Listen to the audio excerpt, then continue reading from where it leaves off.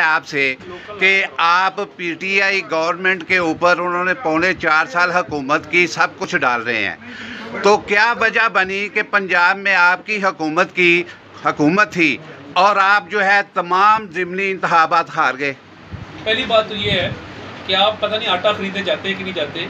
ज़रा मुझे बता दें आज आटा कितने का मिल रहा है। 200 अरब रुपए की हमने सब्सिडी दी थी। 490 रुपये का 10 किलो का थैला आटे का मिलता था और जो 200 अरब की सब्सिडी थी, आटे को सस्ता किया पंजाब में। और देखिए, ज़िमनी इंतखाबात की अगर आप बात करें तो हम जब अपोजिशन में थे, इसी वज़ीराबाद का इलेक्शन हम जीते थे, डस्का का हम जीते थे। बिल्कुल तरीके इंसाफ ने वो इलेक्शन जीते, हमने बड़ा सबक सीखा है। कुछ हमारे उम्मीदवारों की सिलेक्शन में सुकम रह गया, हमारे अपने ही लोग हमारे ही लोगों के खिलाफ खड़े हो गए। उस पर बहुत लंबी बहस हो सकती है, मगर तरीके इंसाफ ने जो 4 साल में किया, IMF का मायदा हम नहीं करके गए थे, ये महंगाई हम नहीं करके गए थे, हम पेट्रोल सस्ता छोड़ के गए थे, बिजली सस्ती छोड़ के गए थे। 4 साल में मुल्क को तबाही के धाने पे खड़े करने का जिम्मेदार इमरान नियाज़ी है, इस महंगाई का जिम्मेदार इमरान नियाज़ी है। हालात बेहतर होंगे क्योंकि ये आसान काम नहीं था इस वक्त ये मुल्क की बागडोर संभालना।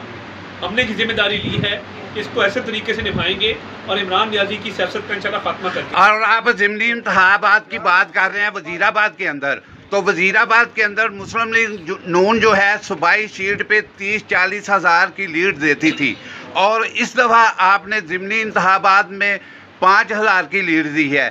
इसकी क्या वजह है? इसकी वजह यह है कि जनरल इलेक्शन में 4 से 5 मेन स्ट्रीम उम्मीदवार खड़े होते हैं। 1 to 1 मुकाबला था और 1 to 1 मुकाबले में मेरे पास कुछ मालूमात हैं, वो मैं आपसे शेयर करूंगा।